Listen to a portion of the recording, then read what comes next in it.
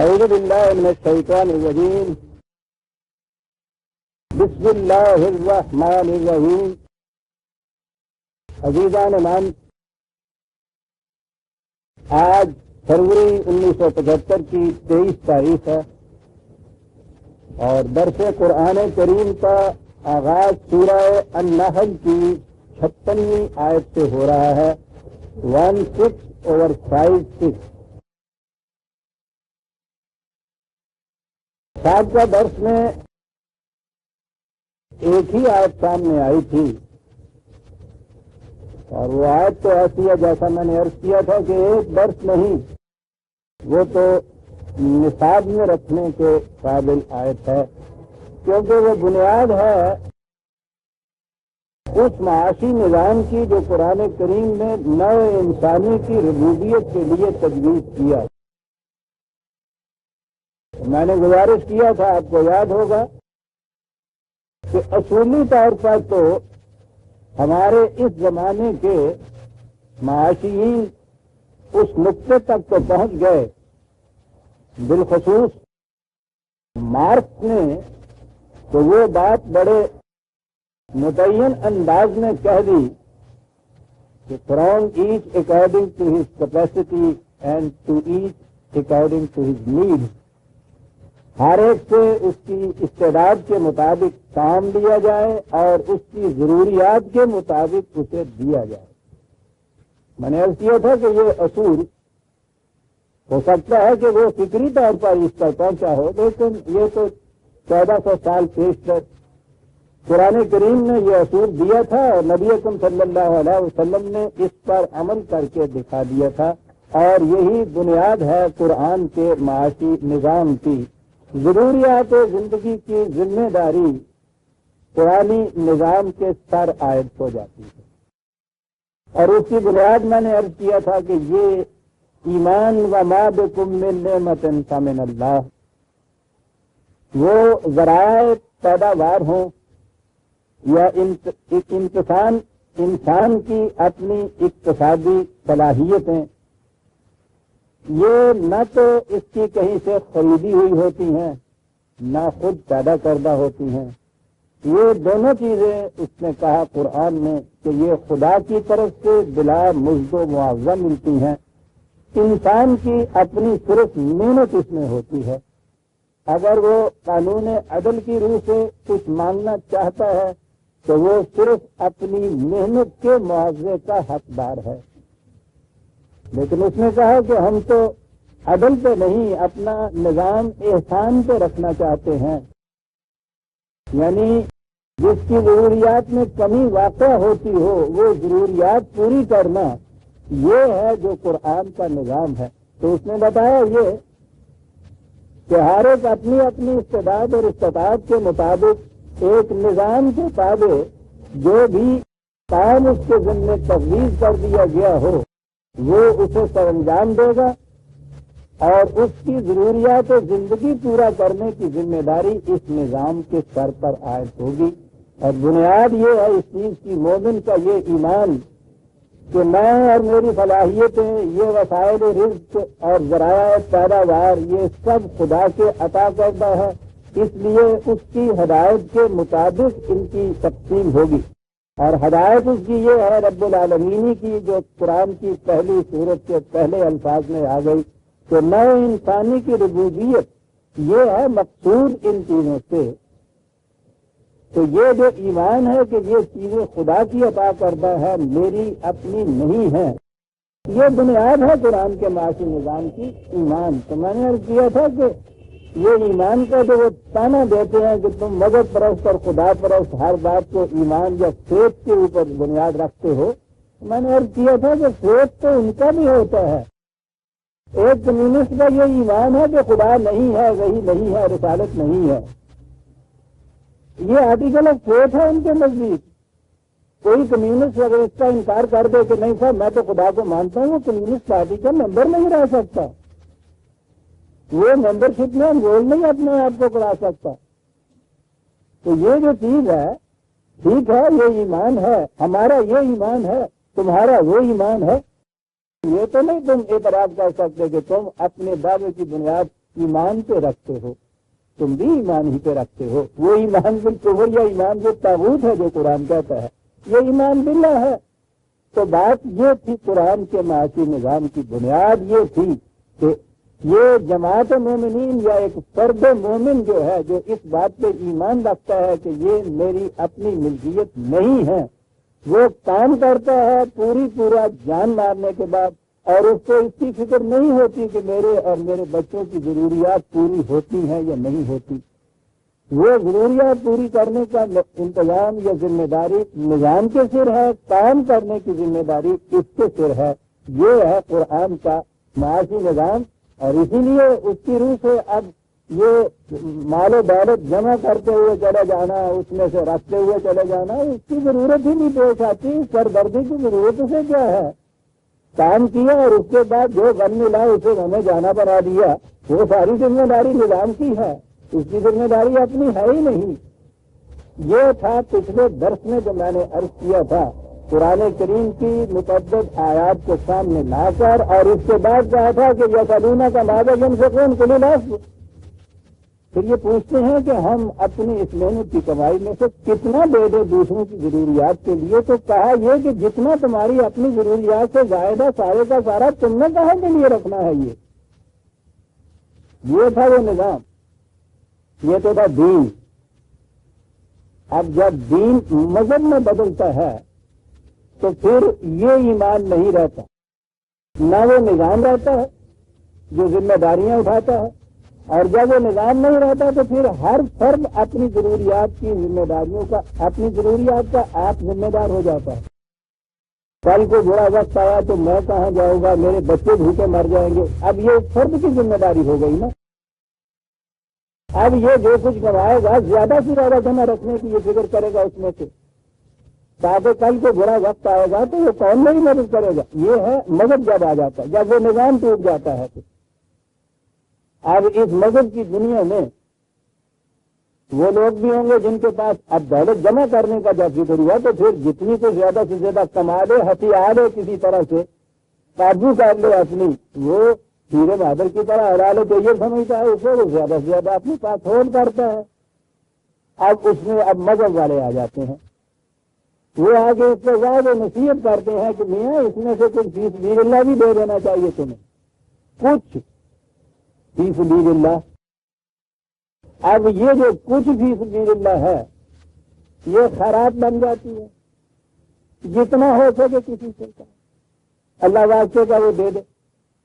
آپ نے دیکھا کہ وہ نظام تھا، یہ اب چیز خالص جذباتی آ گئی اس میں کہ جتنا کچھ اللہ واسطے کو دے سکے۔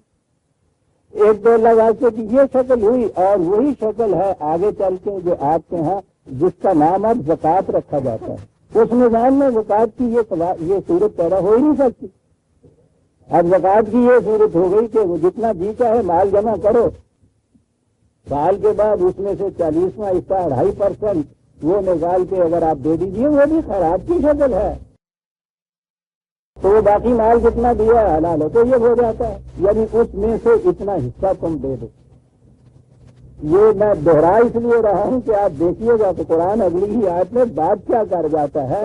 مشکل یہ ہے کہ ہم تو ان الفاظ سے یوں ہی اول تو اس کو سمجھ کے پڑھتے نہیں ہیں، صرف تلاوت کرتے ہیں ثواب کی خاطر، اور اگر سمجھا بھی جاتا ہے تو 4 لفظوں کا ترجمہ نیچے دیکھا اور آگے بڑھ گئے، کبھی کھڑے نہیں ہوتے ہم تو وہ کیا رہا ہے۔ یہ میں پھر دوہراؤں کہ اس میں یہ تھا کہ للأصل تمہاری ضروریات کی ذمہ داری نظام سے، تم جو کچھ بھی کماؤ جتنا تمہاری اپنی ضرورت سے زائد ہے وہ ان لوگوں کے لیے ہے جن کی ضروریات پوری نہیں ہوتی، محروم ہیں، محتاج ہیں، کام کرنے کے قابل نہیں ہیں، معذور ہیں۔ وہ نظام کے پاس ہوگا، وہ اس کی تقسیم کرے گا، تو یہ نہیں کہ اس میں سے کچھ دے دیا جائے۔ اب میں آتا ہوں اس کے بعد اگلی آیت، کہا تھا کہ یہ لوگ جو چھپا کے رکھتے ہیں پھر زائدہ ضرورت کی، وہ دیکھیں گے کچھ عرصے کے بعد کہ یہ نظام جس کی بنیاد نے صورت خرابی کی ہے، جب اپنی اوپر کی چھتوں کے بوجھ سے نیچے گرے گا تو اس وقت یہ بات سمجھ میں آئے گی کہ نظام وہی تھا چلنے کے قابل جو اللہ تعالیٰ نے تجویز کیا تھا، یہ نظام جو ہے یہ چل نہیں سکتا۔ یہ جذبات پہ مبنی ہے سارا. ریشنلی نہیں آپ اس کو ایکسپلین کر سکتے, کیوں کا جواب نہیں دے سکتے کہ میں اپنی محنت سے اتنا کماؤں, میں کیوں دے دوں دوسروں کو. مذہب کی دنیا اب آگے آئی تو اس میں واضح میں جذبات کو اپیل کیا گیا کہ دیکھو میاں کس میں سے غریبوں کا مفلسوں کا دینا چاہیے, ان کی عادت کو ترس کھانا چاہیے, کچھ اس میں سے دینا چاہیے. اندازہ لگائیے عزیزان من, کس انداز میں بات کیا جاتا ہے قرآن. اس وقت ان کے مخاطب, اس کے مخاطب وہی اہل مذہب تھے وہاں کے, وہ جو اپنے مندروں میں دیوتاؤں کے یہاں جا کر اپنی مذہب کی پرستش گاہوں میں وہاں جا کے اس میں سے کچھ دے دیتے تھے, کچھ دے دیتے تھے. میں اسی پہ زور دے رہا ہوں, اس میں کچھ دینا نہیں ہے, اس میں ضروریات زندگی نظام پوری کرتا ہے, سب کا سب دے دینا ہے. اس کے اندر سب کا سب اپنا ہوتا ہے, اس میں سے خدا واسطے کا محض طرف کھا کے کسی کی غریبی اور مفلسی پہ تو اس میں سے کچھ دیا جاتا ہے. آیت ہے اگلی عزیزان مان اس میں سے وَيَجْعَلُونَ لِمَا لَا يَعْلَمُونَ نَصِيبًا مِّمَّا رَزَقْنَاهُمْ. اللہ آپ دیکھتے ہیں کس طرح سے یہ فرق کر جاتا ہے. وہاں تھا قلول ہے, جتنا ضرورت سے زائد ہے سب کے سب.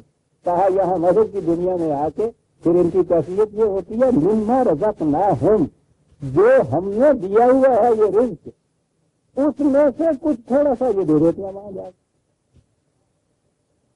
کوئی بتوں کے استھانوں پہ گیا وہاں دے دیا, کوئی اگر صاحب کے پاس گیا وہاں دے دیا, کسی نے ارباب طریق شریعت کو دے دیا, کسی نے اور نیک کاموں میں دے دیا, پن کے کاموں میں, دھرم کے کاموں میں, چیریٹی کے کاموں میں. الفاظ جتنے جی چاہے بدل لیجیے, نصیباً مما رزقناہم ہر جگہ آئے گا,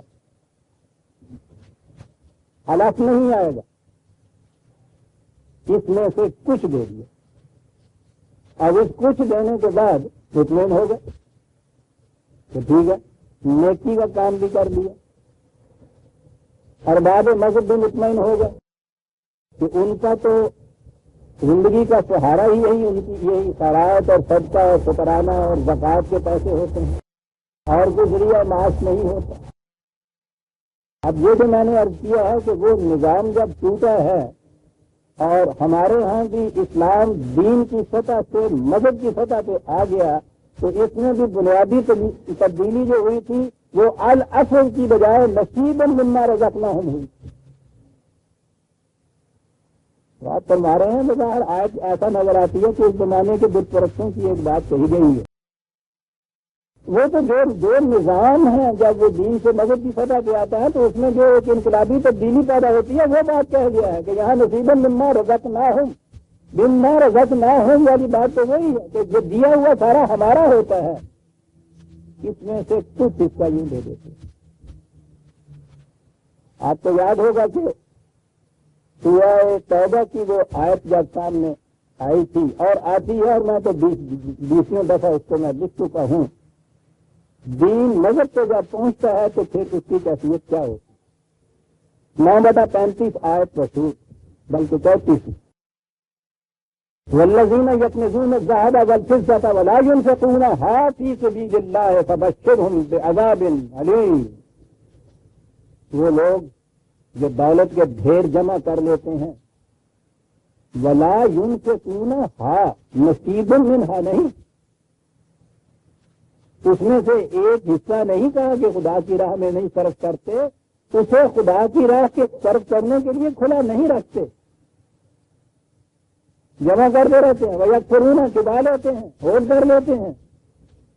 وَلَا يُنْفِقُونَهَا فِي سَبِيلِ اللَّهِ فَبَشِّرْهُمْ بِعَذَابٍ أَلِيمٍ. اعلان کر دو ان کے لیے ایک علم انگیز تباہی کا. یعنی یہ نظام جو ہے اس کا نتیجہ ایک علم انگیز تباہی ہے. یہ کیا چیز ہے یہ نظام؟ یکنزون الذهب والفضة ولا ينفقونها في سبيل الله. دولت کے ڈھیر, چاندی سونے کے ڈھیر. اس زمانے میں ابھی کاغذ کی کرنسی تو نہیں تھی, اسی لیے دولت اس کا ترجمہ ہے. دولت کے ڈھیر جمع کر لیتے ہیں اور انہیں کھلا نہیں رکھتے نظام ربوبیت کے لیے. ان کو علم انگیز تباہی کا اعلان ان کے لیے کر دو, بشارت دے دو, صبری دے دو. یہ آیت آئی. اب اس آیت کی روشنی میں یہ دولت جمع کرنے کا کوئی جواز نکل سکتا ہے قرآن؟ بہت غلط چیز تھی یہ. ہمارے ہاں نظر میں پہنچ کے سوال یہ صورت یہ ہو گئی ہے کہ صاحب جتنا جیتا ہے آپ جمع کیجیے اور سال کے بعد اس میں سے نصیب اس میں سے ایک حصہ 40واں حصہ یہ نکال دیجیے آپ تو باقی سارا عدالت یہ ہو جائے گا. اب صاف نظر آتا ہے کہ قرآن کی ان آیتوں سے یہ جو ہے ہمارے یہاں تصور یہ اس کے خلاف جاتا ہے. وہ تو الاصل کہتا ہے دے دیے جائے. وہ تو یہ کہتا ہے کہ یہ جمع کر کے رکھنا ہی عذاب علیم کا باعث ہے.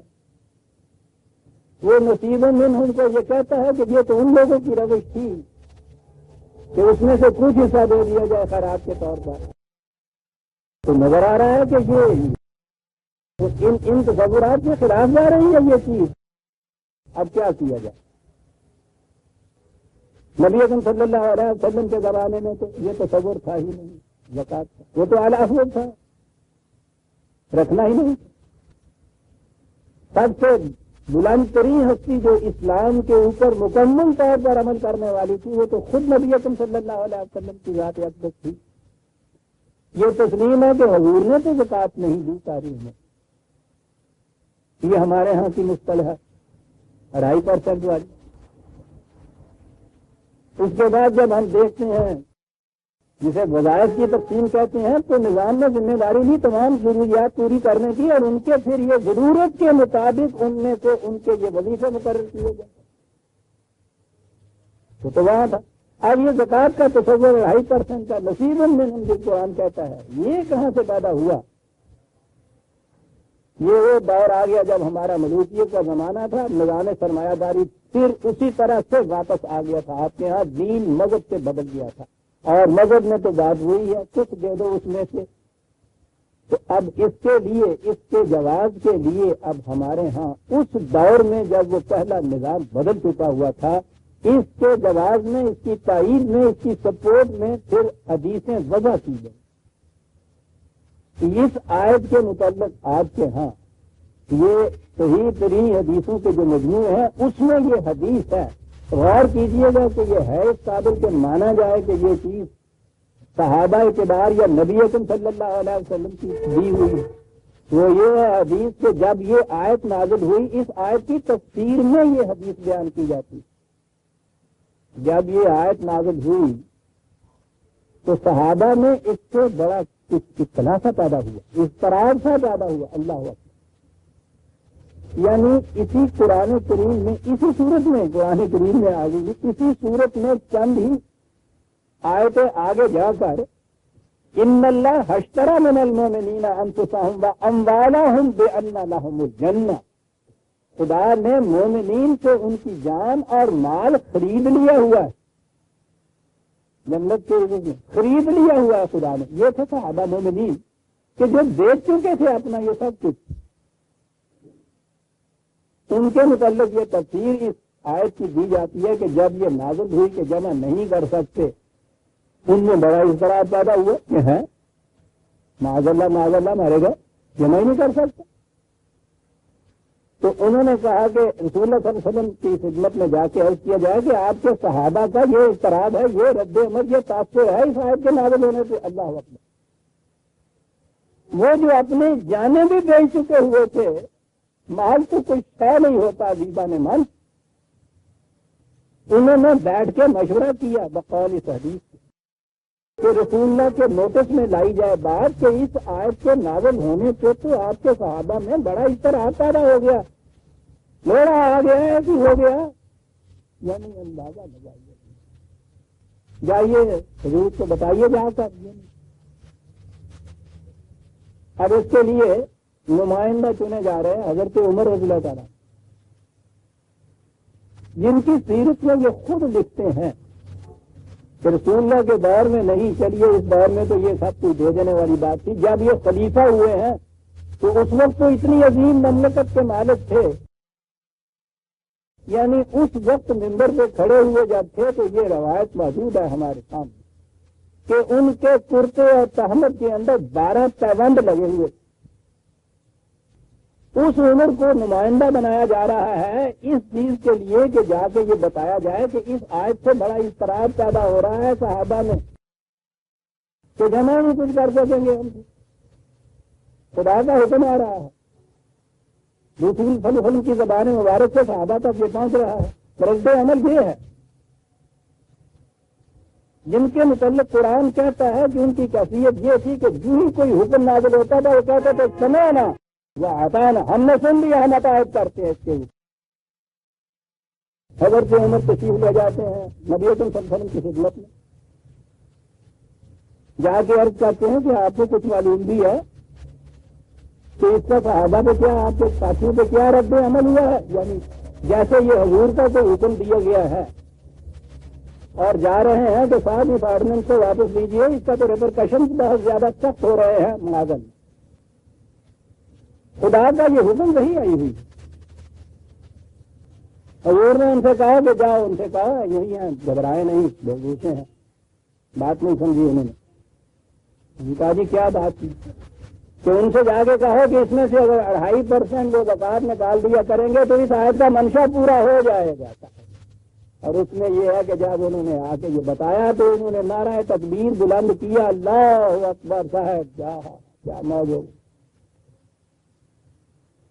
یہ دیکھیے عزیزہ نے خاص نظر آ رہا ہے کہ یہ ایک وسیع روایت اس دور میں جا کے بنی جب یہ اولل العفو والی بات جو تھی وہ ذہنوں سے نکل گئی، وہ نظام جو تھا وہ ختم ہوا، دین مذہب کی سطح پہ آ گیا. وہاں اب خیرات کا تصور ہوا. یہ آیت سامنے آتی تھی، اس قسم کی آیتیں قرآن میں کئی آیتیں ہیں اس نظام کی، یہ سامنے آتی تھی، یہ اس کے راستے میں روک بن جاتی تھی کہ صاحب یہ تو قرآن کہہ رہا ہے کہ جس نے بھی جمع کیا مال و دولت عذاب علیم کی وجارت اس کو دو. تو یہ جمع کیسے کیا جا سکتا ہے؟ اب اس دور میں قرآن کی ان آیتوں کو تو بدل نہیں سکتے تھے، اس کی حفاظت کا ذمہ تو خدا نے خود لے رکھا تھا. پہلے انبیاء کرام کی تعلیم یہی آئی، وہاں ان کے ہاں بڑی آسانی تھی، ان کے جانے کے بعد وہ کتاب کے اندر ہی تبدیلی کر دیتے. یہ کتاب کے الفاظ تو ہمارے ہاں وہی رہے، لیکن ان الفاظ کے رہنے کا فائدہ کیا تھا جب اس کے ساتھ یہ کہہ دیا کہ صاحب یہ رسول اللہ صلی اللہ علیہ وسلم نے اس کی یہ تشریح فرمائی ہے. یعنی وہ قرآن کے الفاظ سیدھے ظاہر ہیں کہ جو بھی جمع کر کے رکھتا ہے ان کو عذاب علیم کی بشارت. اولل العفو کی بات ہے، اس میں خدا نے خرید لیا ہوا یہ سارا کچھ. اب اس کے متعلق یہ روایت ہے اور اس روایت کے اوپر ہی آج تک عمل ہوتا چلا آ رہا ہے. اب جمع ہونے والی بات جو تھی یہ قرآن کی، یہ اس روایت کی بنیاد پر منسوخ قرار دے دی جاتی کہ یہ حکم ہی منسوخ ہو چکا ہے، حکم وہ رہتا ہے. میں نے عرض کیا ہے نا کہ جب بھی وہ نظام جو ہے دین کا، وہ نظام دین کا جب بدلتا ہے اور مذہب کی سطح پہ آتے ہیں تو پھر اس میں یہی کچھ ہوتا ہے. دلیل اب یہی دی جاتی ہے کہ صاحب آپ جو یہ کہہ رہے ہیں کہ صاحب یہ سارے کا سارا دینا ہوگا، یعنی مجھ سے آگے یہی کہتے ہیں کہ آپ جو یہ کہہ رہے ہیں وہ معذرت یہ میں کہہ رہا ہوں، یہ قرآن نہیں کہہ رہا کہ جی آپ جو یہ کہہ رہے ہیں کہ سارے کا سارا دے دیا جائے، کل کو اگر کسی پہ مصیبت پڑے گی تو وہ کیا کرے.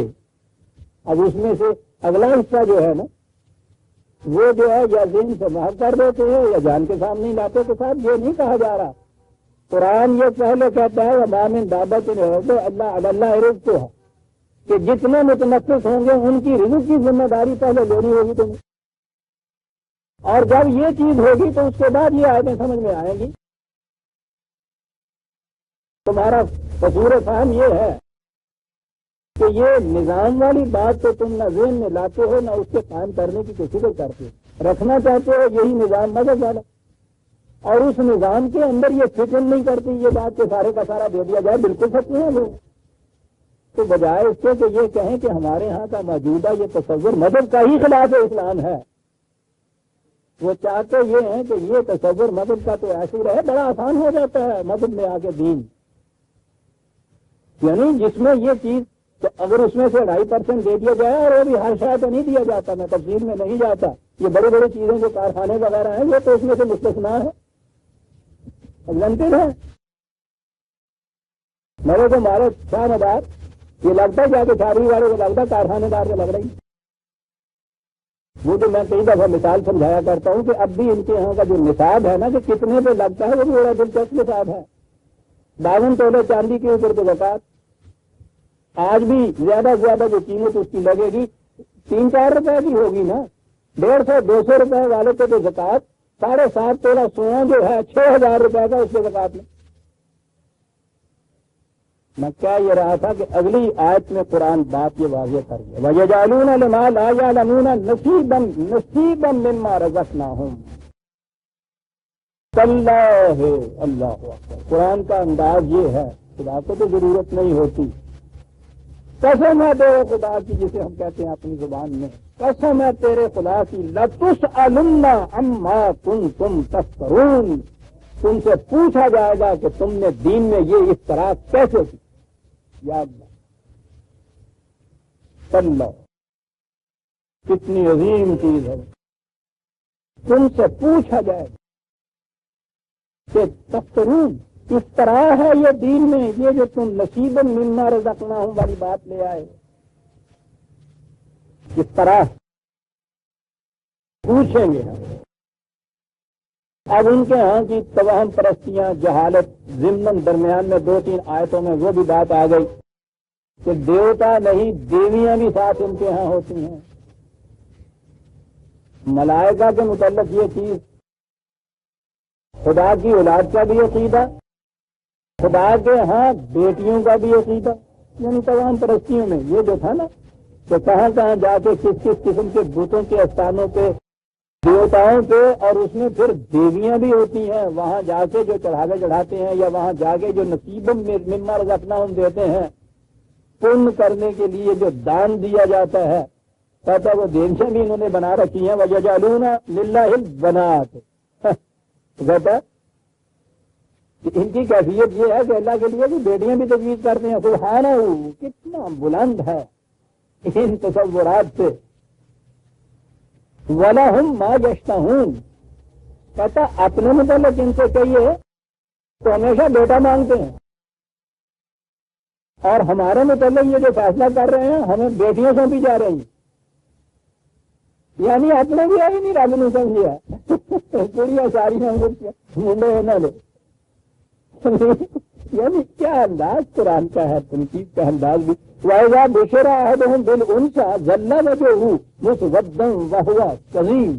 کہتا کیفیت ان کی یہ ہے کہ کہیں ان کو خبر اب مل جائے نا کہ بھائی تمہاری بیوی نے بیٹی اب تو بعد جنی ہے، تمہارے ہاں بیٹی پیدا ہوئی ہے. کہتا ہے کہ غم کے مارے منہ کالا ہو جاتا ہے سن کے ہی. عزیزان مان، کیا 1400 سال پہلے کی بات ہو رہی ہے یا آج بھی یہی کیفیت ہو رہی ہے؟ میرے علم میں ہے یہ واقعات جس میں آ کے یہ کہا گیا 4-5 بچوں کی ماں آج سے وہ روئی کہ اس دفعہ یہ حکم لگ گیا ہے میرے یہاں سسرال میں، اچھی بھلی بستی رہتی، کہ اگر اب کے بیٹی لڑکی پیدا ہوئی تو طلاق دے دی جائے گی. سمجھاؤ. میں نے گھروں میں کوہرام مچتے دیکھا ہے بیٹی کے پیدا ہونے سے. آج سچ مچ بین کی آواز، اونچی اونچے بین سے رونے کی آواز. کیا ہوا؟ تیسری بیٹی ہے.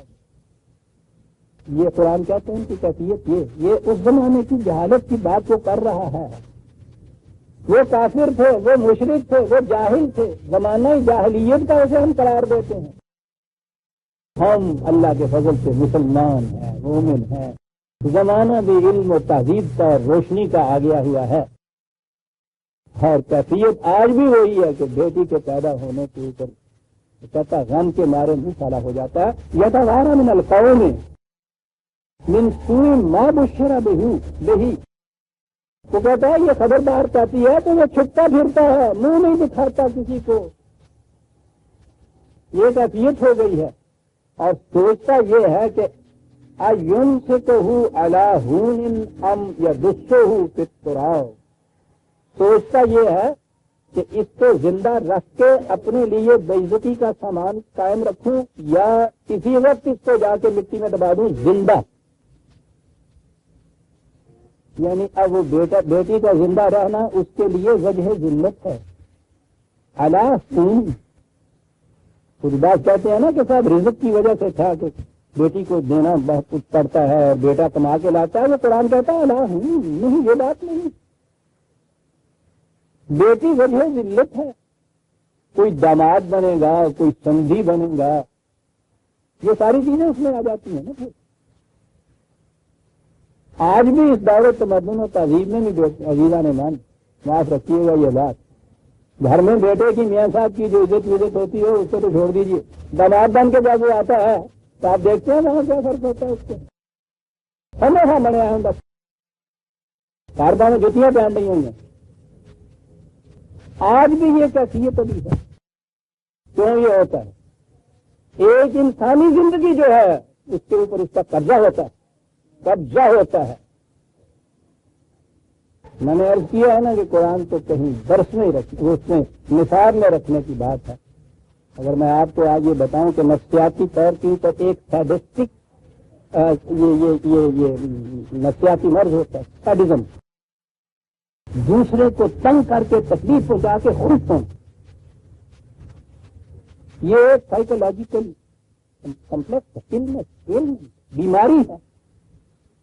خوش ہونا دوسرے کو تکلیف پہنچا, اور اس کی بہت اس میں گلائی گئی. آج بڑی ریسرچ ہو رہی ہے اس کے اوپر. مغرب کے سائیکالوجسٹ کے اندر بڑی عجیب ریسرچ کر رہے ہیں. اس میں سب سے بڑی خوشی یہ ہوتی ہے ان کے ہاں یہ ہے کہ کسی کو مار کے اتنی خوشی نہیں ہوتی, کسی کو قابو میں رکھ کے تڑپانے سے خوشی ہوتی. اندازہ لگائیے. وہ قرآن کے جس نے پورے انسانیت سے کہا تھا والا کا کرم نہ بنی آدم, ہر انسانی بچہ یا بچی کچھ بھی ہے یکساں واجب التکریم ہے. وہ وہاں یہ کیفیت ہمارے ہاں کی کہ اب بھی خاوند جو ہے الرجال قوامون علی النساء, قرآن کی ایک آیت کوٹ کر دی جو ماں نے جی چاہے اس کو پہنا دیے کہ یہ تو دروغے واقع ہوئے ہیں بیویوں کے اوپر. حالانکہ وہاں الرجال اور النساء ہے. رجال جو ہے فرد, یہی ترجمہ کرو تو عورتوں کے اوپر اگر ہو. میں بتایا کرتا ہوں کہ یہ چیز کبھی نظر میں تو کھڑا ہے تو سوچتا نہیں. ماں بھی تو عورت ہوتی ہے. اس عورت کے پاؤں کے نیچے جنت, اور اسی قسم کی ایک عورت جو بدقسمتی سے بیوی بن کے آ گئی ہے اس کے اوپر یہ ڈر ہوگا. اس کے بیٹے کے لیے اس عورت کے پاؤں کے نیچے جنت, اور اس کے لیے یہ اس کا ڈر ہوگا. تماشا ہو رہا قبضہ. یہ ہے وہ چیز جو میں نے ابھی عرض کی ہے کہ اب بھی یہ کیفیت انکانشیسلی داماد جو ہے وہ اپنے سسرال کے گھر میں آ کے ایک اور ذہنیت اس کے اندر پیدا ہوتی ہے. وہ ذہنیت کیا ہوتی ہے؟ وہ ایک ان کے ہاں کی ایک جان ہے جو اس کے قبضے میں ہوتی ہے. آج بھی اس قبضے کی کیفیت یہ ہے. انسیکیورٹی ہے نا سب سے بڑی چیز جو انسان کو مارتی ہے. عدم تحفظ کا احساس. ہمارے ہاں معاشرہ نہیں, آپ کے ہاں کے موجودہ اسلام میں سب سے زیادہ عدم تحفظ انسیکیورٹی کا احساس بیوی کے لیے. 10 بچوں کی ماں بھی ہو گئی ہے بیچاری, سفید دال اس کے ہو گئے ہیں. جب جی چاہے وہ آگے میاں صاحب کھڑے ہیں غصے میں آ کے اور ان نے کہا کہ آج نمک زیادہ پا گیا تھا, طلاق طلاق طلاق, ختم قصہ. وہ ان بچوں کو مظلوموں کو لے کے روتی پیٹتی جہاں جی چاہے ٹھیک کراتے اس کو جائز کا کوئی کنسر نہیں ہے. جاؤ نکلو اسی وقت گھر سے نکال دیا جائے. اتنا بڑا قبضہ اور اتنی بڑی انسیکیورٹی. پھر کہتے ہیں ہمارے یہاں کے بچے جو ہیں وہ یہ ہو جاتے ہیں.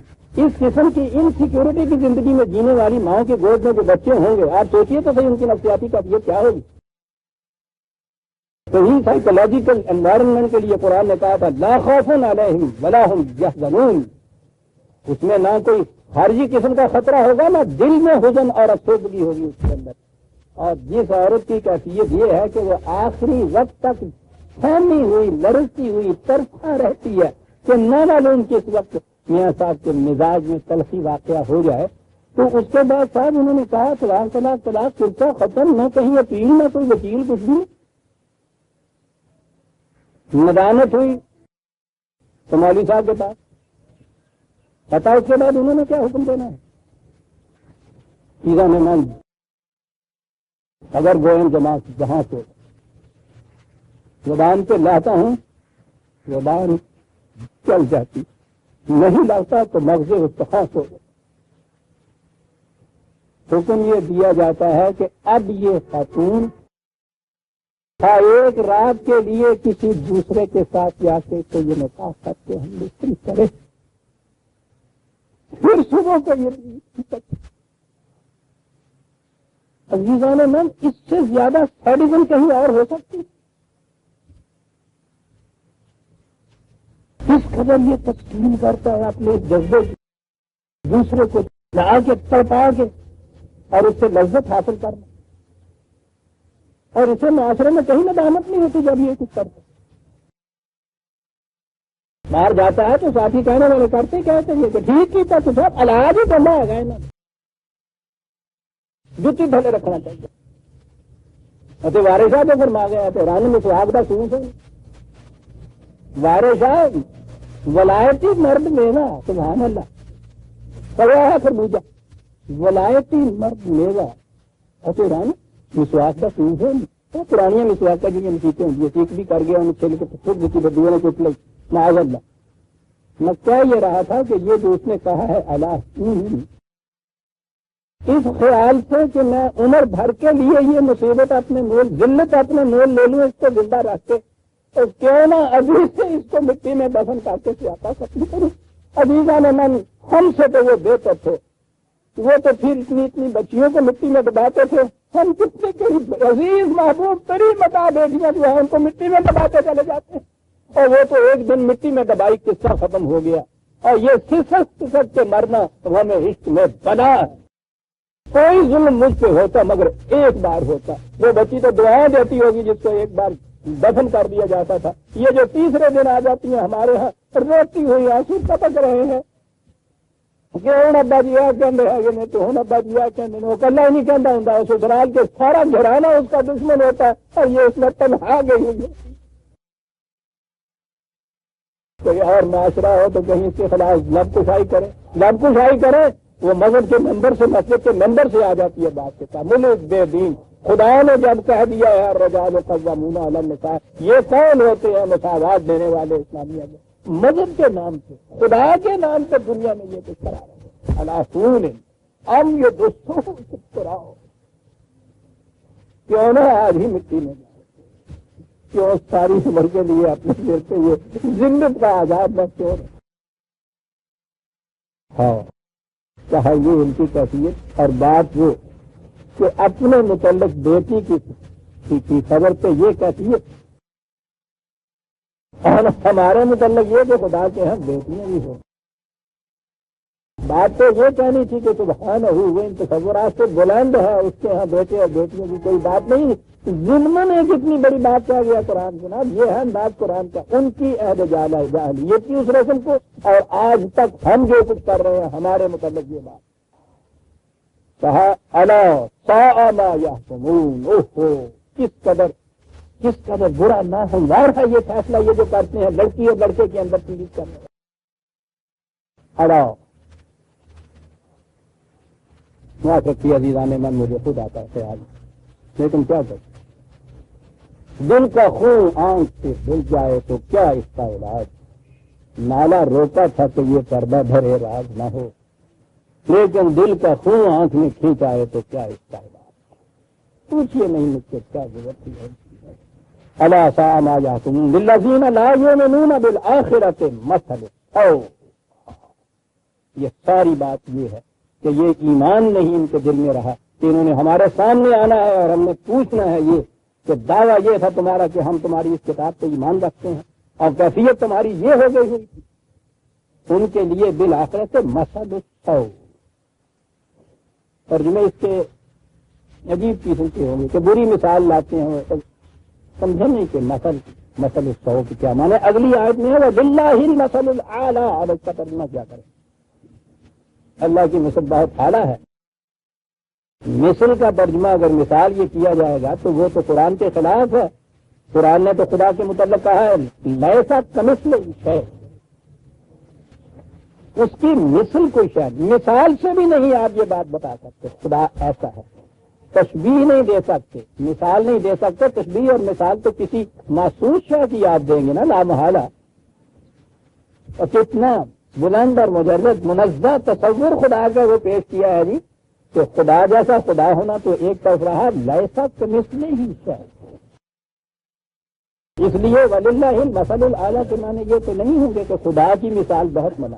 مثل کے معنی سیرت ہوتا ہے، ڈھانچہ قالب اصل میں ہوتا ہے. اس کے معنی وہ مولڈ جس کے اندر کوئی چیز ڈھلتی ہے. تو کہا کہ بس ایک آخرت کو ایمان جو ہے اس کو دل سے نکال دیجئے تو پھر جتنے قالب بنتے ہیں جن میں انسانوں کی سیرتیں بنتی ہیں بڑے ہی ناہموار قالب ہوتے ہیں. اور یہ جو اللہ کے لیے ایمان ہے اس کا قالب جو بنتا ہے سبحان اللہ مثل الاعلیٰ.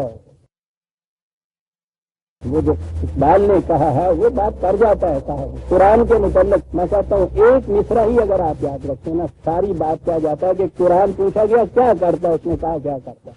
آنچ حق می خواہد آنچ سازد ترا، تجھے وہ بنا دیتا ہے کہ جیسا خدا چاہتا ہے کہ تم بن جاؤ. للہ المثل الاعلیٰ. یاد رکھو تم اگر مولڈ یا قالب، مولڈ سمجھتے ہو نا وہ قالب جس میں ڈھالتے ہیں یہ پیٹرن بھی اس کو کہتے ہیں یہ کارخانے والے. تو اس میں جب ڈھالتے ہیں وہ ہوتی ہے چیز جسے مثل کہا جاتا ہے. کہ یہ پیٹرن یہ مولڈ جو خدا کی آخرت پر ایمان کی روح سے جو پھر بنتا ہے وہ کہتے ہیں کہ شکلیں کتنی بنا دیجئے وہ اپنی بنیاد کی روح سے سو ہوتا ہے، ناہموار ہوتا ہے. یہ جو چیز تھی کہ بیٹی کے متعلق یہ تصور جو پیدا کیا اس نے کہا یہ ہے کہ آخرت پہ ایمان نہیں. مثل الاعلیٰ بہترین بلند ترین ماڈل خوبصورت ترین چیز وہ طالب جو بنتا ہے جس کے اندر سیرت ڈھلتی ہے انسان کی وہ وہی ہے جو خدا نے تجویز کیا ہوا ہے. وَهُوَ الْعَزِيزُ الْحَكِيمُ. اس ماڈل کی دو بنیادیں ٹھیک قوت بھی ہے اس میں حکیم لیکن ریزن کے ساتھ ہے، جذباتی طور پہ نہیں. یہ دو چیزیں ہیں جن کے انتظار سے ایک سیرت بنتی ہے وہ مثل الاعلیٰ ہو. صاحب یہ دین مذہب میں تبدیل کر دیتے ہیں. معاشرے میں یہ تمام چیزیں ساری روا رکھی جاتی جن کو دین مٹانے کے لیے ہے. یہ لڑکے اور لڑکیوں کے اندر امتیاز، یہ عدل مساوات، یہ الرجال قوامون علی النساء کے اپنے ذہن کی تصور، یہ دروغے بن کے اپنی سیڈسٹک ٹینڈنسی کی سیٹسفیکشن کے انتظار، سامان باہم پہنچانا، یہ سب کچھ کہا کہ یہ وہ چیزیں تھیں کہ ان کی بنیادوں کے اوپر وَلَوْ يُؤَاخِذُ اللَّهُ النَّاسَ بِظُلْمِهِمْ مَا تَرَكَ عَلَيْهَا مِن دَابَّةٍ. ان کی بنیادوں پہ اگر صورت یہ ہوتی کہ جو ہی کسی نے یہ بات کی اور فوراً جھپٹ کے ہم اس کو ختم کر دیتے گھرائے اور کے اوپر کوئی متنفس باقی نہ رہتا. لیکن ہمارا قانون رحمت بھی ساتھ ہے عدل کے اور وہ یہ ہے وَلَٰكِن يُؤَخِّرُهُمْ إِلَىٰ أَجَلٍ مُّسَمًّى. ہم اسے مہلت اور قانون کا وقفے کا ایک قانون ہوتا ہے. ایک کام اور اس کے نتیجے میں ایک مہلت ہوتی ہے، ایک وقفہ ہوتا ہے، بیج کے پھل بننے تک کے دوران ایک وقفہ ہوتا ہے. اس قسم کی غلط روش اور اس کے تباہ کن نتائج کے درمیان ایک مہلت کا وقفہ ہم دیتے ہیں تاکہ اس میں یہ اپنی اصلاح کر لیں. اگر ہر پہلی بیماری کے ساتھ ہی موت آ جانی ہو تو باقی انسان باقی کوئی نہ بچے. کسی کو بھی یہ پتہ نہیں ہوتا کہ میرے اندر کیا کیا تبدیلیاں ہو رہی ہیں، کس قسم کے امراض جو ہیں ان کے بیج بوئے چلے جا رہے ہیں، ابتدا ان کی ہو رہی ہے. ہمیں تو اس وقت پتہ چلتا ہے نا جب وہ تڑپانے لگ جاتا ہے درد. ڈاکٹر سے پوچھیے جب کہتے ہیں نا کہ جی رات چنگا والا سوچا ہے ویسے سویرے اٹھنے پتہ نہیں کی ہو گیا. وہ کہتا ہے کہ یہ رات چنگا والا نہیں سویا تھا، یہ تو 2 برس سے اس کی گردے کے اندر یہ تکلیف چل گئی تھی چمبک کو. وہ تشخیص اسی دن کرانا چاہتا ہے قرآن. کہتا ہے اس میں ڈھیل نہ، اس میں تاخیر نہ کرو، بچ جاؤ گے. لیکن ہمارا قانون یہ ہے کہ غلط کام اور اس کے تباہ کن نتیجے کے درمیان مہلت کا وقفہ ہوتا ہے. اور کئی مقامات میں اس نے کہا ہے کہ اسی سے یہ لوگ غلط فائدہ اٹھا جاتے ہیں. ذہن میں یہ ہوتا ہے کہ نہیں صاحب کون پکڑنے والا ہے، کچھ بھی نہیں، راوی عائش لکھتا ہے کچھ بھی نہیں ہوتا، سارے دیکھو یہ کس قدر ظلم ہو رہا ہے، کس قدر غلط چل رہا ہے، لوٹ رہے ہیں، کسوٹ رہے ہیں، ایکسپلائٹیشن ہے، غصب ہے، نہر ہے، سب ہو رہا ہے، کوئی پوچھتا ہی نہیں، وہ پکڑتا ہی نہیں ہے، خدا ہے تو پکڑ کیوں نہیں لیتا ہے؟ کہتا ہے اس سے یہ غلط تصور بھی ہوتا ہے، لیکن ہم ان کی ان باتوں کی خاطر اپنا یہ قانون نہیں بدلتے، اس لیے کہ ہم حلیم واقع ہوئے، ذرا ذرا سی بات کے اوپر کسی کا کام نہیں ہے کہ بگڑ جائیں کہ اچھا یہ کہتے ہیں کہ پکڑنا کیوں نہیں، میں تو پڑھ کے باتنا آ جاتا، تو کہتا نہیں، بہت حکیم ہے وہ، حکمت کے مطابق اس نے یہ وقفہ رکھا ہوا ہے، اس سے بچی ہوئی ہے، اس نے کہا یہ ورنہ ایک متنفس باقی نہ ہوتا، لیکن یاد رکھو فَإِذَا جَاءَ أَجْلُهُمْ لَا يَسْتَأْخِرُونَ سَاعَةً وَلَا يَسْتَقْدِمُونَ، جب پھر وہ آخری لمحہ آ جاتا ہے، جب وہ تعمیری قوتیں بالکل ختم ہو جاتی ہیں، دب جاتی ہیں، تو اس کے بعد پھر ایک لمحہ بھر کی بھی دیر اور سویر نہیں ہوتی، پھر وہ فیصلے کی آخری گھڑی آ جاتی ہے، جب ڈاکٹر اناؤنس کر دیتا ہے کہ نہیں نبض طاقت ہے، دل کی حرکت بند ہو گئی، تنفس جاتا، آیا پھر وہی کہ مذہب کی دنیا میں وہی جو اس نے کہا تھا یہودیوں کے مطابق یکتبون الکتاب بایدیہم ثم یقولون ھذا من عند اللہ، اپنے ہاتھ سے فتویٰ لکھتے ہیں اور یہ کہتے ہیں شریعت خداوندی یہ ہے،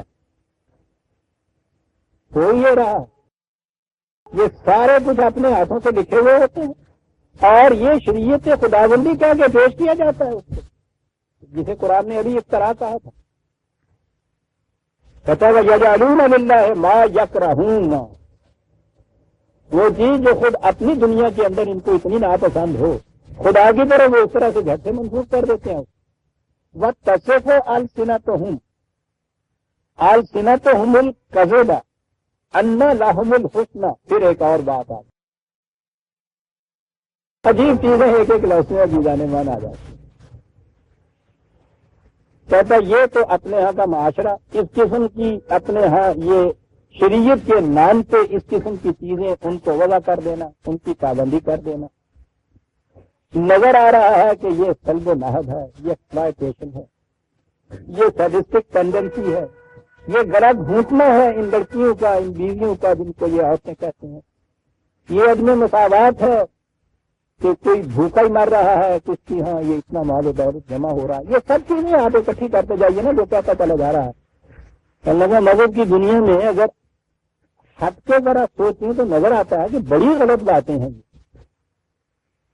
لیکن یہ جو بیچ میں نصیباً مما رزقناہم دے دیتے ہیں نا خیرات کے طور پہ کچھ، اس سے اس خود فریبی میں مبتلا ہو جاتے ہیں، کیا کہتے ہیں یہ جھوٹ بولتے ہیں، کیا کہہ کے ان لہم الحسنى، کہتے یہ ہیں کہ کیا کہہ رہے ہو کہ خدا کے ہاں جا کے پوچھا جائے گا، وہاں حساب کتاب ہوگا، پکڑے جاؤ گے جہنم میں، واہ، تو ہم یہ جو خیرات دیتے ہیں، یہ زکات دے دیتے ہیں، تم دیکھو گے اللہ کے ہاں بھی انشاءاللہ جنت ہی ملے گی، یہ کر کے اس طرح تو اس خود فریبی میں مبتلا ہو جاتے ہیں، ان لہم الحسنى، خدا کے ہاں بھی تم دیکھو گے کہ ہمارے غریبائی ہیں، ٹھیک ہے، ان کا معیار اگر یہ ہے تو وہ تو سیدھی بات ہے نا، مرے کو مارے شاہ مدا، یہاں بھی غریب آدمی بیچارہ جو ہے وہ فاقوں سے مرتا ہے، مصیبتیں جھیلتا ہے، غریب کو دھوتیاں بھی پڑتی ہیں، اور کیونکہ اس نے صدقہ زکات خیرات کا کوئی کام نہیں کیا ہوتا ہی نہیں اس کے پاس، اور یہ جو ان کی محنت کی کمائی سے چھینا جھپٹی کر کے ایک مسجد بنوا دیتے ہیں، یا اس میں مسجد بنوانے میں حصہ لے لیتے ہیں، وہ ان کو کہہ دیا جاتا ہے کہ جنت میں موتیوں کا گھر تمہیں مل جائے گا، یہاں بھی عیش وہاں بھی عیش، کہتا ہے ان کی کیفیت یہ ہے، یہ سب کچھ کرنے کے بعد یہ بڑی عجیب چیز کہی ہے عزیزان من، خالی ریشنلی اگر آپ ان سے گفتگو کیجئے تو بات سمجھ میں آئے گی کہ یہ کتنی بری چیز ہے جو تم اس طرح کی ایکسپلائٹیشن کرتے ہو، کتنی بری چیز ہے کہ تم بیویوں کے اوپر اس قدر ظلم کرتے ہو، تو وہ اس کے بعد اس کا جواب نہیں ان کے پاس ہوگا۔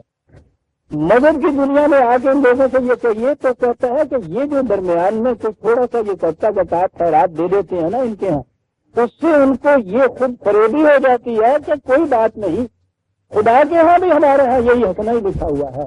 دوسری جگہ اس کی وضاحت کر دی ہے قرآن نے۔ وہاں زیادہ وضاحت ہے یہ بات ہے 41/50,000 ہاں پیچھے سے بات چلی آ رہی ہے انسان کی، اور پھر یہ کیفیت ہے وَلَئِنْ أَذَقْنَاهُ رَحْمَةً مِنَّا مِنْ بَعْدِ ضَرَّاءٍ مَسَّتْهُ لَيَقُولَنَّ هَٰذَا لِي۔ اگر مصیبت پڑتی ہے تو اس وقت تو خدا بہت یاد آتا ہے ان کو، وہ تو پوچھو ہی نہیں کہ پھر وہ کتنی نظریں اور منتیں، اور پھر خدا تو ایک طرح ہے جن کو یہ خدا کے مقرب سمجھتے ہیں، وہ جو راستے میں ٹوٹ رکھے ہوئے ہوتے ہیں نا کہ ان کو دعا وہاں پہنچ جاتا ہے، ان کے ہاں کی منتیں کتنی ہوتی ہیں، نظر میں آگ کتنا ہوتا ہے، کہتا ہے یہ سارا کچھ یہ سب وہاں ہوتا ہے، اور جب وہ مصیبت ٹل جاتی ہے لَيَقُولَنَّ هَٰذَا لِي، وہ بات تو اس کے بعد جب آپ کو ملتا ہے تو پھر یہ فنکا بن جاتا ہے کہ سارا یہ سب ہماری محنت کا، ہمارے ہنرمندی کا کمایا ہوا ہے، ہمارا ہے یہ سارا کچھ۔ وہ بات جو تھی خدا والی کہ جو اس کی نعمتوں کا دیا ہوا ہے اس سے انکار ہوتا ہے، پھر وہی یقولن ھذا بھی ہمارا ہے۔ پورے پچھلی دفعہ میں نے کہا قارون کا جواب قرآن نے یہی دیا تھا، اس نے جس سے جب کہا تھا کہ یہ اتنا کچھ تم جمع کر رہے ہو، انسانیت مر رہی ہے، تو یہ اس نے کہا تھا کہ یہ مجھے الا علم عندی ملا، میری ہنر مندی کا نتیجہ ہے جو مجھے ملا، تم کون ہوتے ہو اس میں دخل دینے والے؟ یہی بات ہے، وہ یہ یقولن ھذا بھی میرا ہے، سمجھ لیجیے بات تو قرآن کی بڑی اونچی ہوتی ہے، تو بعض دفعہ سمجھانے کے لیے کسی کی سطح کی بھی بات آ جاتی ہے۔ ہمارے یہاں مشہور ہے کہ اس کا ایک بیل جو تھا وہ گم ہو گیا، عام طور پہ میراثیوں کی طرف منسوخ کر دیتے ہیں ایسی باتوں کو، تو اس نے کہا کہ 11ویں والے جو میرا بیل لگ جائے تو میں 11 روپے میری نیاز دے جاؤں، پھر 17ویں والا آگے آیا میرا بیل لگ گیا، میں 17 روپے کی نکال دیا، آ گیا وڈاسی تیر ہے واسی 12 وغیرہ کہ لگ جائے میں 100 روپے کی نکال دے دیا۔ انہوں نے کیا تیرا بیل تو سارا تمہیں 17 روپے کا ہے سی جیسے چلنا کیا آ جنیا منتا تو من چکا ہوا ہوا ہے، ایسے نال کے 4 بیل آ جانے نے کہ بیل دبن میں بارے دے گا کتوں کہنے لگا سنی ہاتھ پا لیں گے تو سارا نے ڈوکے دے دیا۔ قرآن کہتا ہے لَئِنْ أَذَقْنَاهُ رَحْمَةً مِنَّا مِنْ بَعْدِ ضَرَّاءٍ مَسَّتْهُ لَيَقُولَنَّ هَٰذَا لِي۔ جب وہ بیل سنی ہاتھ پا جاتا نا وہ کہتا ہے میرا بیل ڈالا، میں نہ سالے کہہ رہا تھی چاچے لگتے رہے یقولن ھذا لِي، بھی باتیں سب بھول جاتا ہوتا ہی ہے دیوان من، بات چھوٹی سطح کی نہیں بڑی سے بڑی سطح پہ بھی یہی ہوتا ہے۔ ھذا لِی اس سے کہا جاتا ہے کہ یاد رکھو خدا کے ہاں جا کے تو اس کا احساس دینا پڑے، وہ جواب اس کا ہوتا ہے، جواب یہ ہوتا ہے کہ وَمَا أَظُنُّ السَّاعَةَ قَائِمَةً۔ وہ کہتا پہلی بات تو یہ ہے کہ میں یہی کوئی نہیں سمجھتا کہ واقعی کوئی قیامت وامت آنے والی ہے، یوں ہی ڈھکوسلا ہی ہے، میں نہیں سمجھتا کہ کوئی ایسی چیز بھی ہے جسے قیامت آنے والی ہے۔ والا ان رجعت الی ربی، اب لیکن جیسا تم کہتے ہو اگر واقعی وہاں جانا پڑا تو اس کا بھی انتظام ہم نے کر دیا ہے۔ اور یہ جو ہم پن دے دیتے ہیں، دان دے دیتے ہیں، خیرات دے دیتے ہیں، زکوٰۃ نکال دیتے ہیں، یہ اس میں دے دیتے ہیں، یہ سارا وہاں کا انتظام ہے نا جو ہم نے کیا کہ اگر ہم نے جانا ہی ہوا تو ان لی عندہ للحسنی، تم نے دیکھنا کہ وہاں بھی اللہ چاہے ہم ہی مقربین میں سے۔ یہ ہے وہ فریب نفس جس میں مبتلا رکھتا ہے مذہب انسان کو عزیزان من، اللہ لہم الحسنی، یہ سمجھے بیٹھا ہے۔ قرآن کہتا ہے لا جرم ان لہم النار وانہم مفرطون، ان کو کہہ دیجئے کہ حقیقت یہ ہے، یہ نہیں جو وہ کہتے ہیں کہ وہاں بھی ہمارے لیے صنعت و مدارج ہی ہیں، ان کو کہیے کہ وہاں تمہارے لیے جہنم ہے، یاد رکھو۔ بات تو یہاں ختم ہو جانی تھی، لہم النار آگ ہے، تباہ کن جات۔ ایک لفظ آگے کہا ہے جس میں یہ پھر واضح کیا کہ یہ جہنم اور جنت یہ ہوتا کیا ہے، ایک ایک لفظ میں اتنی عظیم حقیقتیں بیان کرتا چلا جاتا۔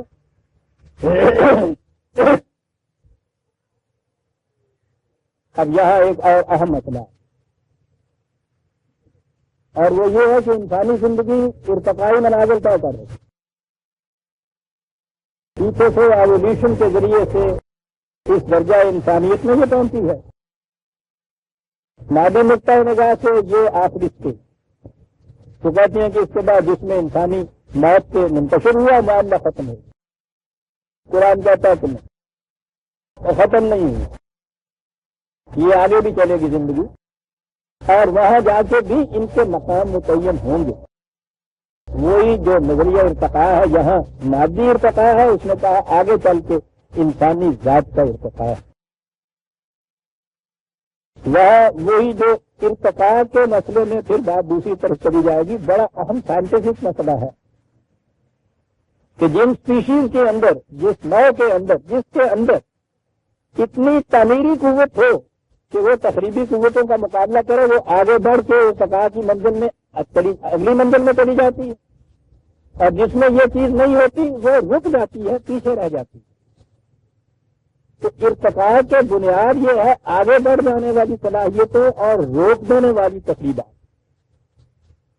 النار کہا جائے اور اسے کہا گیا انہم مفرطون، ایک لفظ کہ یہ پیچھے رہ جانے والے ہیں۔ جنت والوں کے متعلق قرآن نے کہا ہے بس سابقون سابقون، آگے بڑھ جانے والے، آگے بڑھ جانے والے۔ جہاں اعمال صالحہ کا ذکر کیا ہے حصول جنت کے لیے، وہاں بھی یہ ہے فی ذالک فلیتنافس المتنافسون،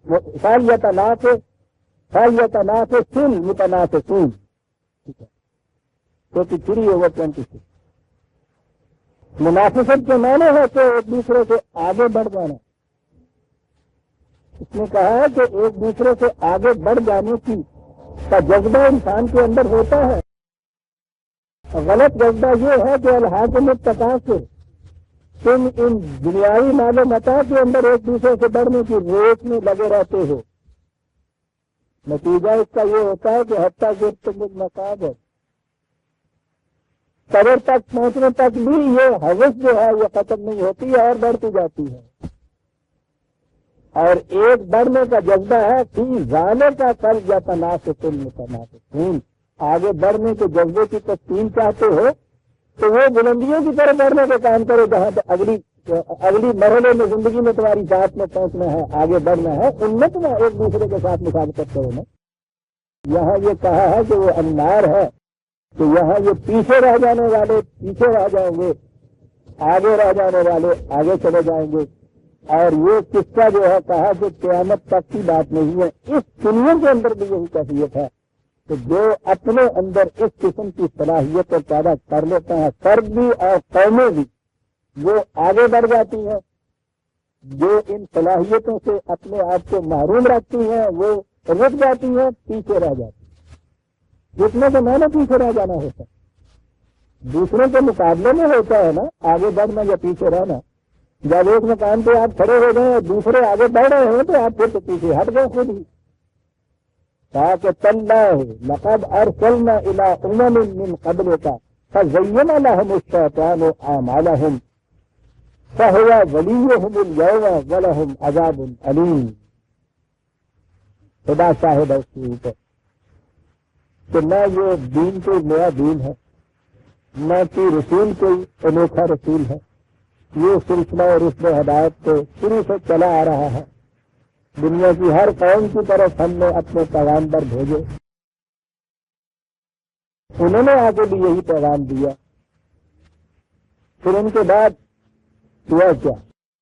فزین لهم الشیطان اعمالهم۔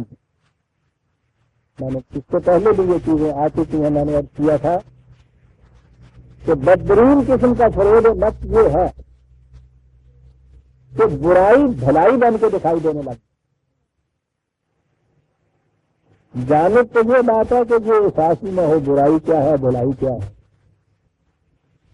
درمیان کی سٹیج ایک یہ بھی ہے برائی ہے وہ ہو جاتی ہے، احساس ہے کہ یہ برا کام ہے، برائی بن کے دکھائی دیتی ہے، اس سے اصلاح کی توقع ہوتی ہے۔ جب ندامت ہوتی ہے اس میں اصلاح کی توقع ہوتی ہے۔ یاد رکھیے ندامت جو ہے یہ انسانی سطح زندگی کی خصوصیت ہے، حیوانی سطح میں ندامت نہیں ہوتی۔ تو برائی دکھائی دیتی ہے، اصلاح کی توقع ہے، لیکن جب برائی بھلائی بن کے دکھائی دینے لگ جائے، معاشرے کا عام اصول بن محسوس ہی نہ ہو کہ یہ برا ہے جو کچھ میں کر رہا ہوں۔ اور اگلی چیز یہ ہے کہ اتنا کچھ جمع کرنے کے بعد بیچ میں سے ذرا کا جیا خیرات وغیرہ کے لیے، اور یہ چیز کہ میں پھر اندھا ہوں، سنا خدا کے یہاں بھی مجھے جنت ملے گی، یہ ہے نا برائی بھلائی بن کے دکھائی دے رہی۔ احساس ہی مٹ گیا کہ یہ معاشرہ غلط ہے، یہ باطل بنیادوں کے اوپر یہ نظام چل رہا ہے، جہنم ہے اس میں۔ کہا یہ کہ خدا کا منصب یہ ہے، یہ سارا جتنا بھی آپ کے ہاں مذہب پرست طبقے اور پیشوائیت کی طرف سے زور دیا جاتا ہے، یہ مذہب پرست بن جانے کے لیے زور دیا جاتا ہے نا، تم نے مذہب کو چھوڑ دیا، اس لیے یہ حالت ہو گئی۔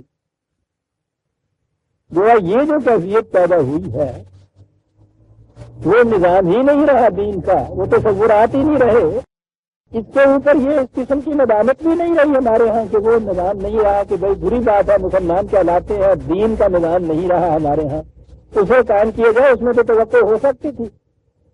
اور جب یہ ہو کہ اس کی جگہ یہ جو غلط نظام نے لے لی ہے، اسی نظام کو ہم نے سمجھا کہ مقصود ہے خدا کا، خدا چاہتا یہ ہے مجھے اس کے ہاں بھی جا کے جنت ہی ملے گی۔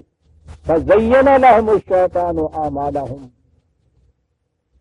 جب یہاں تک بات پہنچ جاتی ہے ایسا ہوا وَلِيُّهُمُ الْيَوْمَ، پھر ان کے اوپر وہ مسلط ہو جائے، وہی ان کا دوست ہوتا ہے، وہی ان کا کارساز ہوتا ہے، وہی پھر ان کا ولی بنتا ہے۔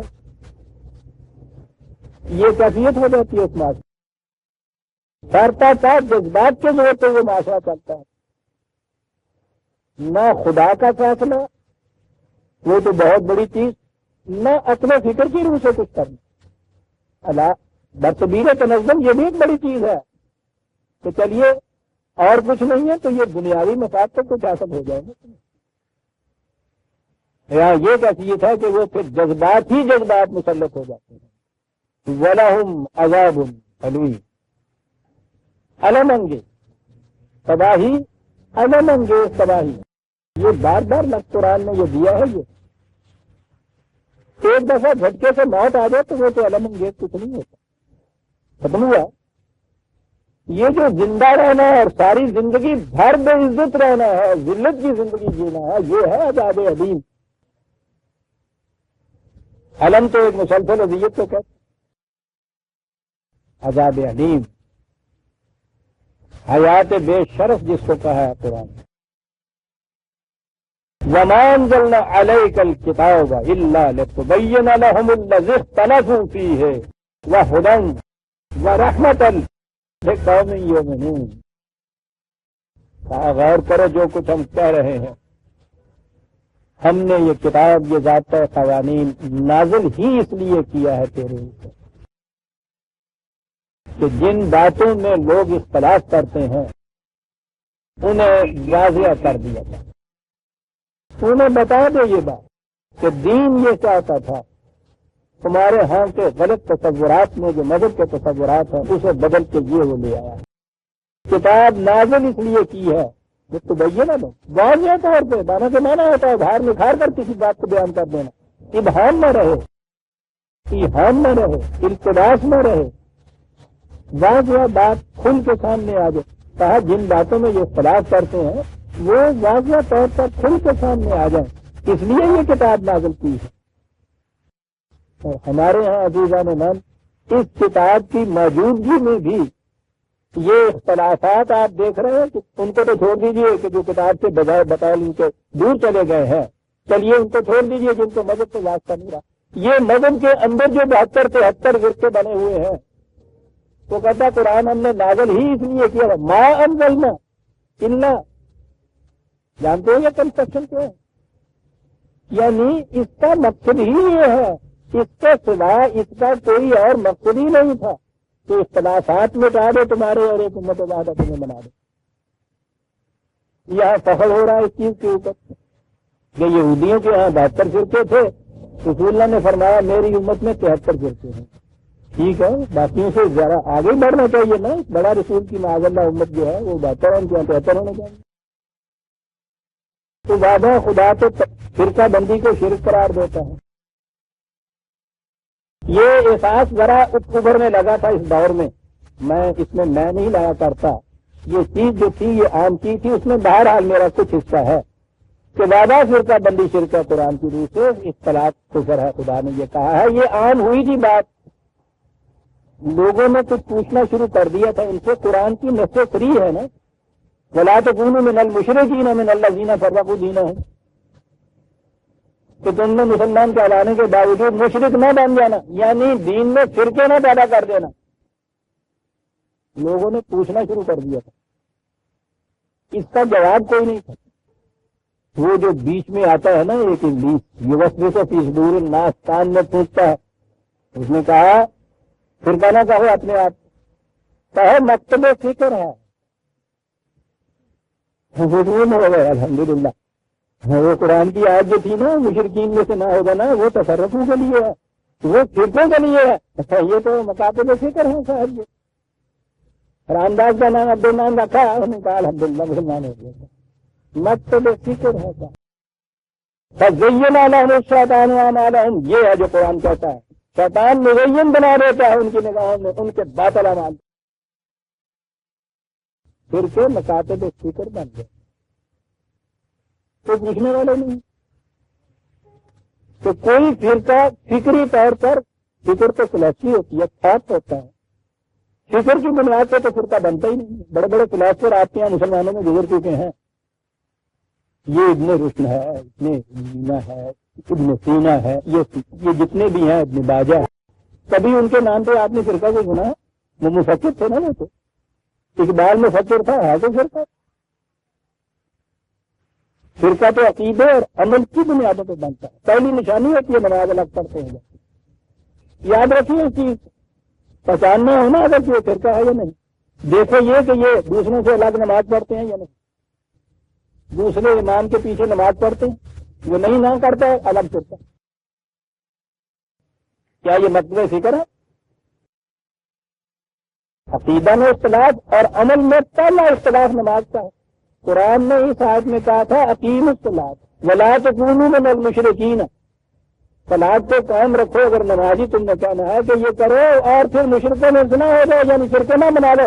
اس نے صلاۃ کو وجہ بتایا تھا وحدت امت کا. یہاں نماز ہی نشانی ہے فرقے کی پہلی. کیا ہے یہ؟ مزین بنا دیا شیطان نے. کہا جی مکتب فکر ہیں یہ فرقے. اب دیکھیں گے آپ آج کل عام طور پہ یہ ہو رہا ہے، یہ لفظ استعمال کر رہے ہیں. کس طرح مزین بناتا ہے شیطان اعمال کو انسان. وَمَا أَنزَلْنَا عَلَيْكَ الْكِتَابَ إِلَّا لِتُبَيِّنَ لَهُمُ الَّذِي اخْتَلَفُوا فِيهِ. اختلافات جو کرتے ہیں ان کو مٹانے کے لیے آیا ہے. پھر ان سے پوچھا جی اختلافات، کہا جی رسول اللہ کی حدیث ہے اختلاف امتی رحمت ہے. تو یہ تو دوسری امتوں کے اختلافات کی بابت ہے جہاں عذاب علیم ہے. میری امت کا اختلاف جو ہے رحمت کا. اللہ کیا بات ہے. گھڑتے چلے جاؤ، بناتے چلے جاؤ. رحمت یہ بھی نہیں کہ قابل معافی ہے، چلو درگزر ہی کی جائے گی، نہیں، یہ تو رحمت ہے. یعنی اگر یہ اختلافات نہیں ہیں تو تم خدا کی رحمت سے محروم ہو. اب قرآن نے کیا کہا تھا اس قرآن کو کہ یہ اختلاف مٹانے والا ہے، وہ ہدی و رحمتن، تو یہ ہے رحمت. وہاں یہ لفظ ہے جیون من. اور مصیبت تو یہ ہے نا کہ کیا کہے ان سے. کہنے کے لیے تو پہلے انہوں نے ایک منکر حدیث لیبل لگایا ہے، سنو ہی نہیں. وہ رحمت یہاں لایا ہے، اختلاف مٹانے کے لیے آیا ہے، اور یہ ہے رحمت اس کی. وہ کہتے ہیں کہ وہ فرمایا حضور نے کہ میری امت کی اختلاف رحمت ہے. وہ یہ کہتا ہے اختلاف کا مٹانا اس کتاب کے ذریعے سے رحمت ہے. لیکن اگلے لفظ میں تو بات صاف کر دی. یہ رحمت کن کے لیے ہے؟ لقوم یؤمنون، مومنوں کے لیے.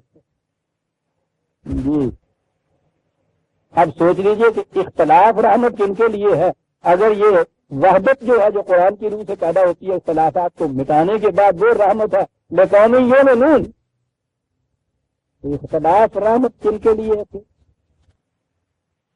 اور جس رسول صلی اللہ علیہ وسلم کی یہ اس قسم کی حدیثیں ان کی طرف منسوب کرتے ہیں ذات رحمت کی طرف.